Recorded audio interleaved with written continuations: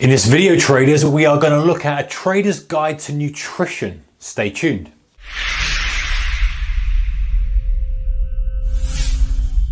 Hey traders, a very warm welcome to you. Okay, so something we don't really cover very often, but something often overlooked and something very, very important. If you're trading, specifically if you're day trading, you need to have the best nutrition you can during the trading day. And sometimes I think, yeah, whatever, it's fine, it's whatever, but actually this is going to affect our performance. And you never know, something that could affect your performance, that could have a knock-on effect, that cause you to take a bad trade, that could cause you to trigger you to do another bad trade, could cause you to go on tilt. You don't know. So for the sake of doing something as simple as having the right nutrition, the right diet, or the right approach to things, it's worth doing, isn't it, right? There's no reason not to. Okay, number one, have a good breakfast. You know, you've been going all night without any food, your blood sugar is low, you kind of not had any sustenance inside you. Having a good, solid breakfast, not too heavy, wouldn't recommend like massive fry-ups or anything, but a decent breakfast to get your blood sugar level going so that you've got the fuel you need to fuel your brain. You may still be able to, you may still think that you're okay and fine. And of course, you get up, you can do the everyday functions. You might not even feel hungry. You're doing everything as normal. But at some point, you're not going to have that fuel that you need for your brain to function effectively. It's not going to be as sharp. It's not going to be as ready. It's not going to be as precise. So have a breakfast, whatever that may be. Don't skip the breakfast. All right, number two. Staying hydrated.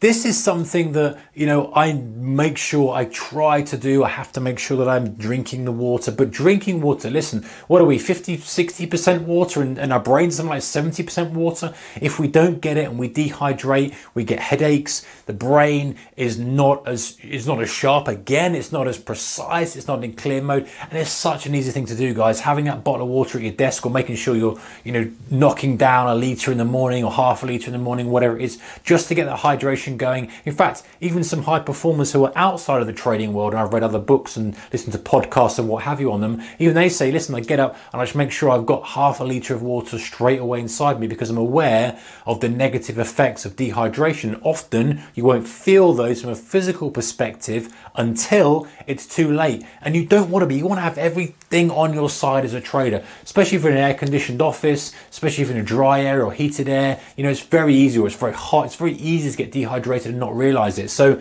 probably one of the best things out of all of these is to just make sure you're drinking enough fluid. Now, just be careful. What you don't want to do as a day trader, which everyone's made this mistake, is start necking back litres and litres of water and then having to nip off to the bathroom back and forth, and it's interrupting your desk flow. Be sensible with it, but just make sure that you're hydrated. And no, I don't think coffee counts very much. Even though there's water in there, it's not as good for you as actual just clear water. All right, and nor does Coke either, guys. Can of Coke, that is. Right, number three, eat a light lunch. Less than 1,000 calories. You know what, that's a bit much. I'm going to say you probably want to have less than 700 calories. 1,000 calories is quite hefty. Studies have shown that if you're eating a heavy lunch of more than 1,000 calories, then it is going to decrease your performance level. It's going to decrease the amount of skill you have. It's going to decrease your response time. It's going to decrease everything because, of course, all the blood is going straight to your stomach to digest the food. It's not going where you want it, into your brain, to make those great trades that are going to make you the money, right? So have a light lunch. Don't go crazy with it. Don't start gobbling down massive meals. Just keep it light. Keep yourself fueled up. I'm not here to tell you to eat healthy. I'm not here to kind of dictate to you and say, hey, you should be eating this and being that. These are just things that may make you more money or may get you to your trading journey quicker, and they're easy to do. So a light lunch, snack, sandwich, soup, whatever it kind of thing is. Point is, don't go start grilling off, 28 sausages and gallons of chips. It's probably not. Save that for the dinner if you feel like eating that kind of stuff. All right, last one, snack intelligently. So lay off like the heavy sugar stuff. You don't really need that sugar rush. You need to keep yourself under control. You need to keep the blood flow going. You need to keep the blood sugar level stable. So things like, I'm not a mega healthy guy. I'm not pretending I'm here, but things like, raisins and nuts and things that are probably quite better for you than, let's say, Mars bars and Haribo.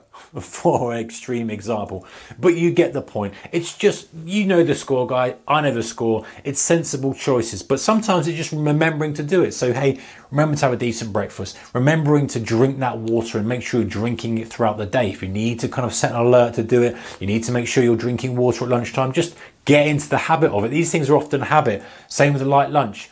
You know, maybe you really do fancy a big lunch, but don't have it. Just say, okay, you know what, I'll have more for dinner. I need to make sure that I'm prepared for the closing bell because I think there's opportunities here. I don't want to be caught out by not being in my peak mental state when it's such an easy thing to do. And obviously snacking intelligently. And that's just as simple as not buying the stuff and having it in your desk. But there's always going to be someone a couple of desks down who's got a bag of Maltesers or something, which might tempt you. But at the end of the day, if you're making money by choosing the right things, it's a good thing, right? Anyway, guys, put your thoughts in the comments section below.